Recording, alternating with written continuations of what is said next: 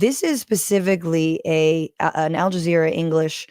Oh my God, it doesn't have nearly enough views, but this is from AJE, Al Jazeera English, and a month ago they did this report, on the crackdown that Bukele is doing, not just on communities or alleged gang members, but also and specifically on journalists, because really what Bukele is modeling is something that Donald Trump wants to take after.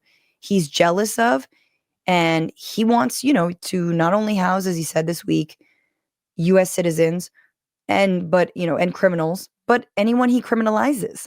So Palestine demonstrators or journalists. But just watch a little bit of this and who was also locked up in some of these prison camps. The day Salvadorian journalist Victor Barahona's life unraveled started with a knock on the door. It was the police. As we were walking down the steps of my house, one of the officers handcuffed me and said, "You're under arrest under the provisions of the state of emergency." I was first taken to La Esperanza Mariona jail. There were 230 of us in a space fit for 70, 80 people max. It was down to basic survival there. They'd give us a single glass of water for the whole day. We'd drink half in the morning and half in the afternoon. We began falling ill. We'd get fungal infections, skin sores, boils, fever. I was then moved to a maximum security prison, Izalco, where we slept on the floor. The guards would punish us, call us rats or worse. They said we were going to die there.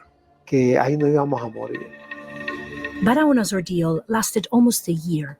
By the time he was released, the circumstances of his arrest were no clearer.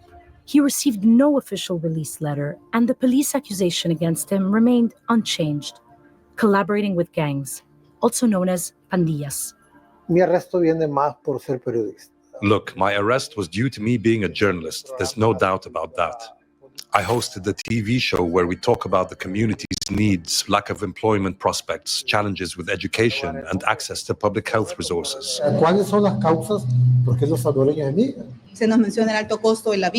The translation of that is, why are Salvadorans leaving? And she says, high cost of living, unemployment, corruption.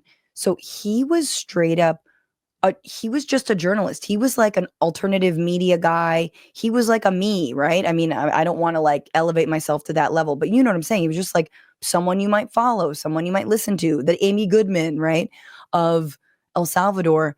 And he was imprisoned for a year because of it, for doing this, for asking these questions, for talking about the conditions of working people and everyday people in El Salvador and why people are immigrating. There's just a little bit more. El desempleo, la corrupción. The government didn't like these kind of programs. We'd also discussed the state of emergency and the innocent people being taken away to prison. The state of emergency didn't just put a stop to the gangs. It was to neutralize us, the independent press. Okay, so then they listen, they talk to the guy, one of the guys who's representing of the government, which is just like, he's kind of a ridiculous figure. But there you have it. That's just a sense of where a journalist was put, maximum security prison. This is absolutely not about being a gang member. This is about locking up anyone who is telling the truth, anyone who looks like your enemy. What's going on, Frantifa? If you haven't already, subscribe to this channel right now. Hit that button. And also, you can become a patron and support the show every single week. Get access to bonus episodes and exclusive merchandise. Patreon.com/Bitchuation Room.